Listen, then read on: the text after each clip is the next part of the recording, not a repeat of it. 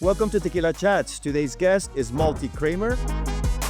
He is the founder and CEO of Luxury Presence. Malte is a visionary in the real estate world, driving luxury real estate into the future with his cutting-edge marketing technologies.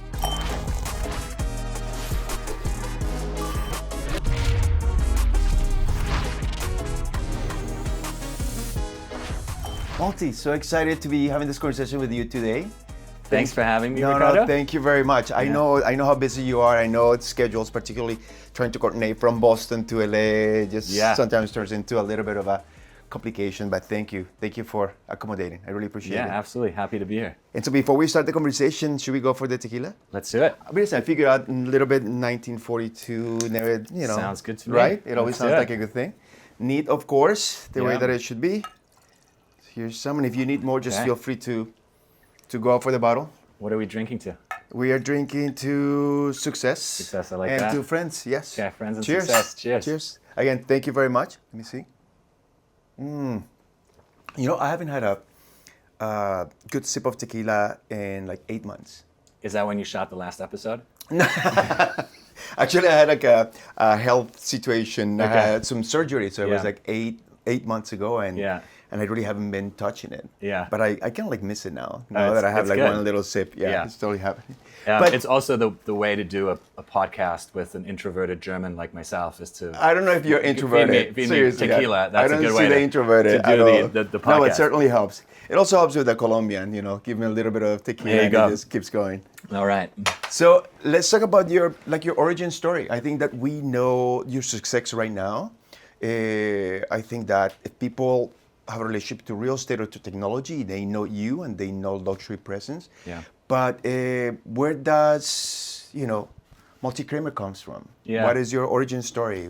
What's going on there? Yeah, my story, similar to yours, is an immigrant story. Yeah. I grew up in Germany in a small town.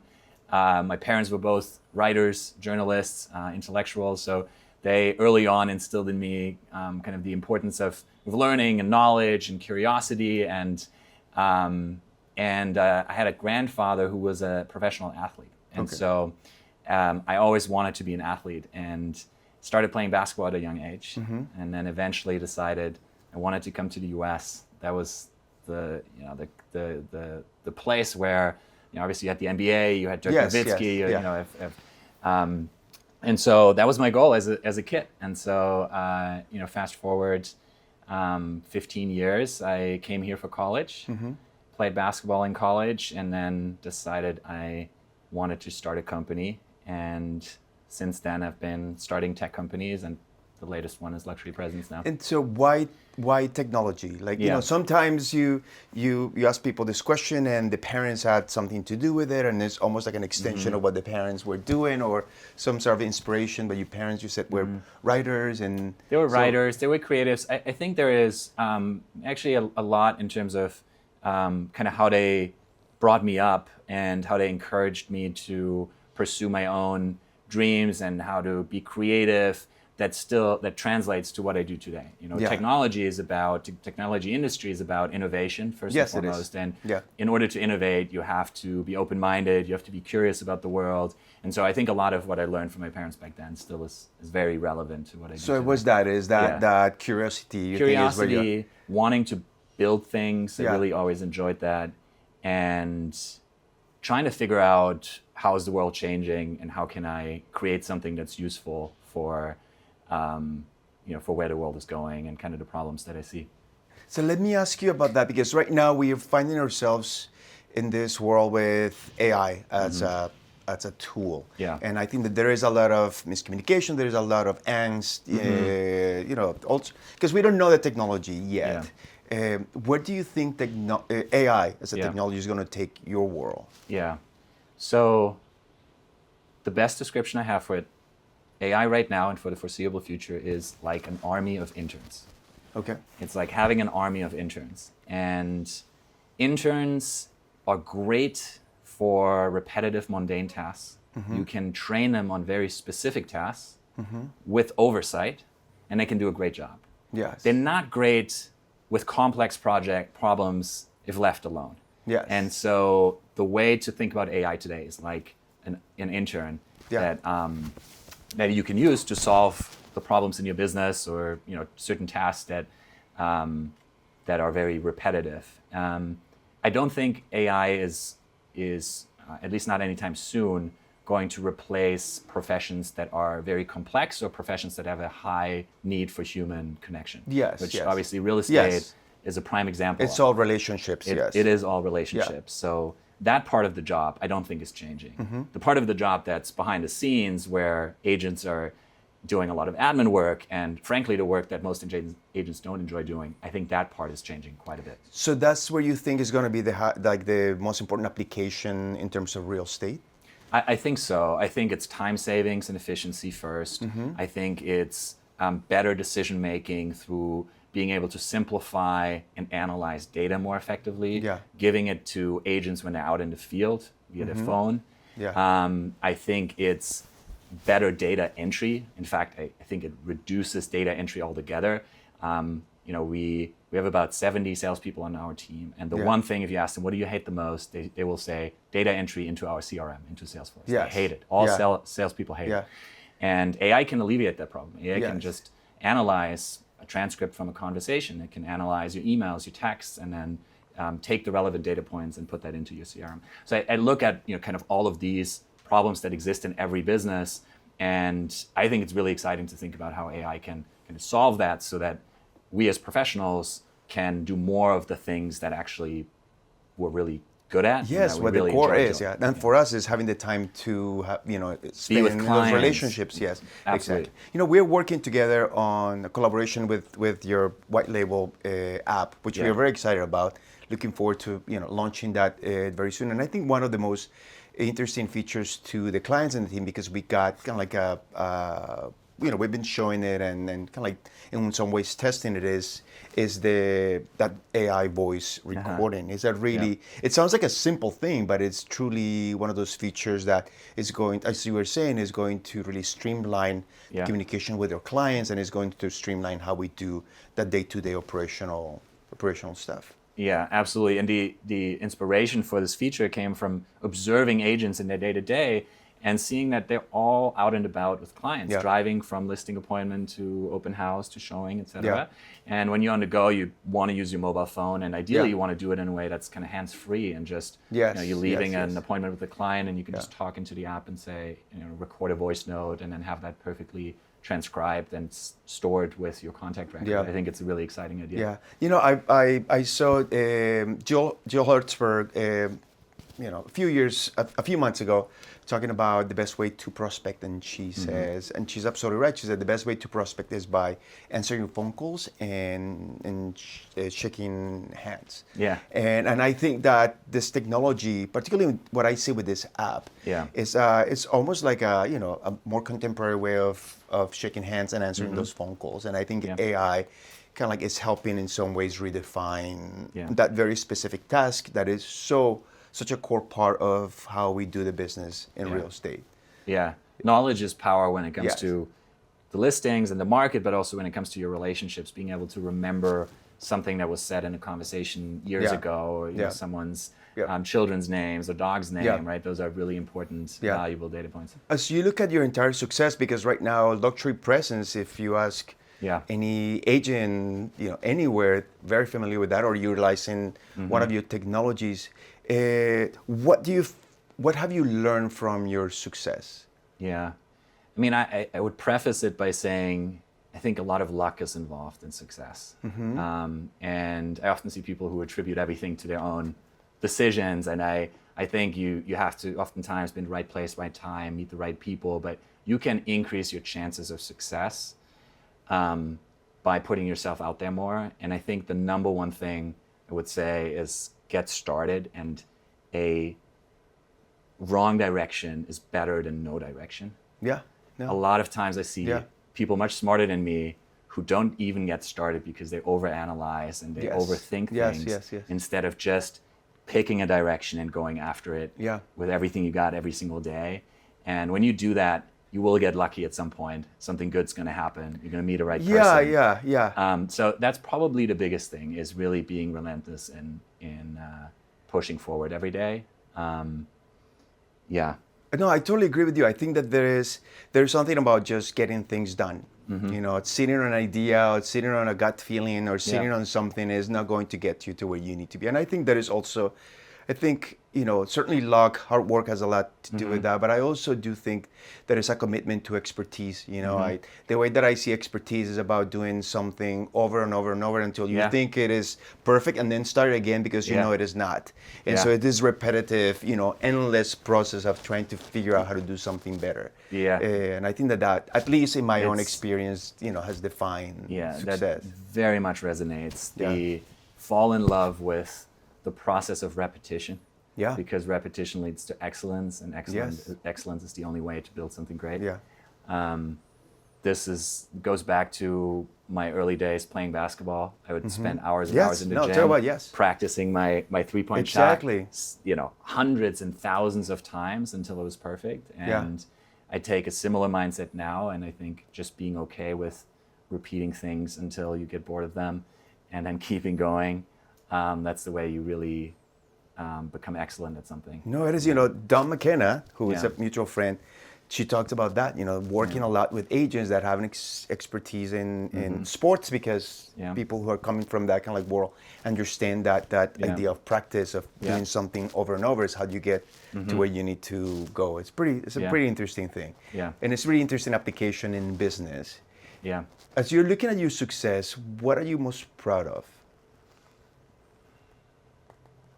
I would say the team we've built at Luxury Presence.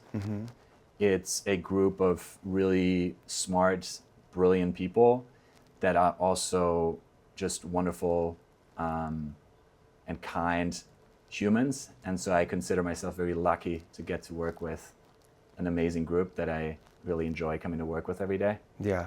I think a particular moment in time that stands out was our Series B fundraising. We raised about $33 million from Bessemer Venture Partners, which is one of the top VCs in Silicon Valley. And it was obviously gave us a lot of resources to continue to build something bigger and dream bigger, and that was exciting. But it was also a lot of validation, especially for our early employees. And when you start a startup, you're asking people to come on this crazy ride that really could end at any time. Like most startups go out of business. And to get to that point where we had one of the top investors in the world back us and say, we believe in this team, we believe in this idea, that was really fulfilling and meaningful. Boy, it's such a validation when you think about it. The hard work has been recognized, you know, not just in terms of it as application, but in terms of, in some ways, its value. And so when you think of your success, I'm sure that you pay attention also to your quote unquote failures. What have you learned from those? I've learned to treat them the same as my successes and not to dwell on them too long. I think whether it's ups or downs, the bad things rarely are as bad as they seem, and the good things rarely are as good as they seem. That's true. And in my low moments, I try to remind myself that something good can come out of it if I'm open to that idea. And a lot of times my kind of biggest setbacks have led to some really amazing things in my life. When I was in college, I had a knee injury that I needed surgery for, and after 15 years of having this single-minded focus on, I want to make it to the NBA, you know, basketball is my life, it forced me to reconsider, is that really what I should be doing? I was, you know, basically bedridden for 6 months while I rehabbed, and at the time it crushed my dream. You know, it was devastating. But in hindsight, it was the reason why I then considered a new career, which was entrepreneurship in tech. And it led to me building my life here in LA and meeting my wife here in LA and building, you know, a company and all of those wonderful things. So I think a lot of it is not what happens to us, but how we respond to it and trying to find the lessons or the good in anything. It's about those opportunities, the doors that sometimes open when you think that they're closing. You're absolutely right with that. Now, when you think about success, what do you think the key to success is?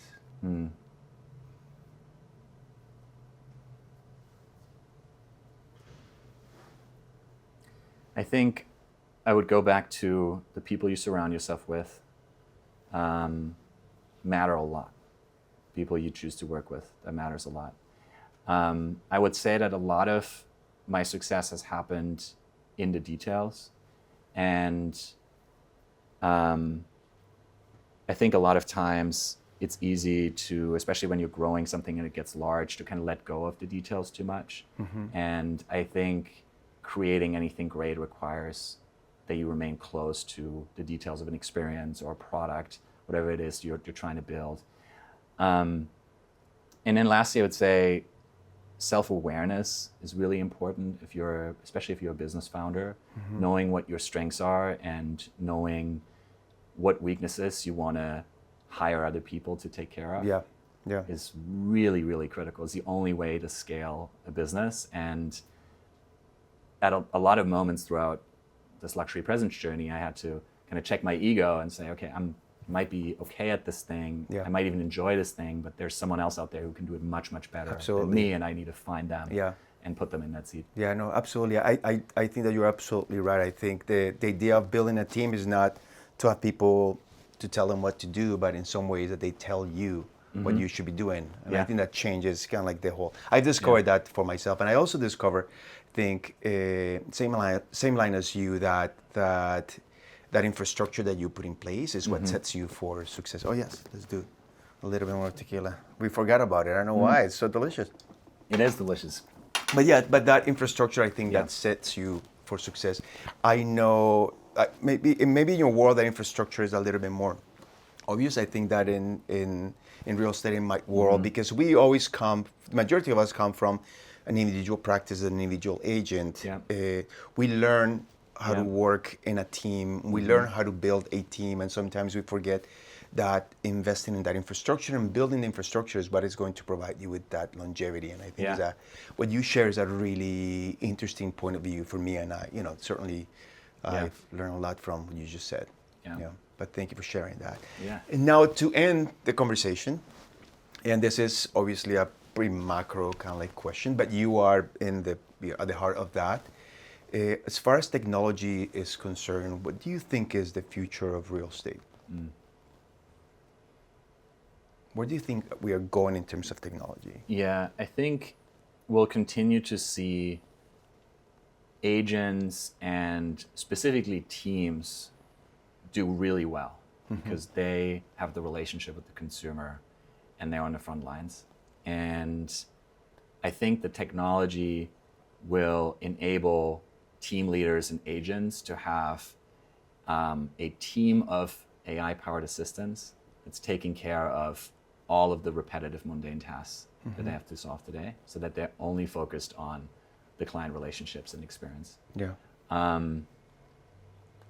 I would say on the consumer side, I absolutely believe that buying and selling real estate shouldn't be as difficult as it is today. I think there will be software applications that really solve it end to end, that make the consumer experience much more smooth and delightful, and provide mobile first applications to manage a lot of these workflows. But I think the biggest unlock is going to be agents who get their time back by using AI. But I absolutely agree. I really do think. I think that if you look at where we are moving, I remember myself, I'm much older than you are. And so I remember being very kind of like reticent to buying anything out of an app. And then if I can change my perspective on that, and if you look at the future, certainly that app-based interaction, and particularly in those very specific tasks, I think is how we're going to redefine how the businesses perform. I think you're absolutely right in your assessment. But I wanted to thank you and your team for being such great partners. I know to myself, and Thanks I know there are so many agents. For so many years. No. You guys, we are because you guys really provide a fantastic service, and as you said, you are kind and generous, and so thank you for that. I hope you enjoyed this conversation as much as I did.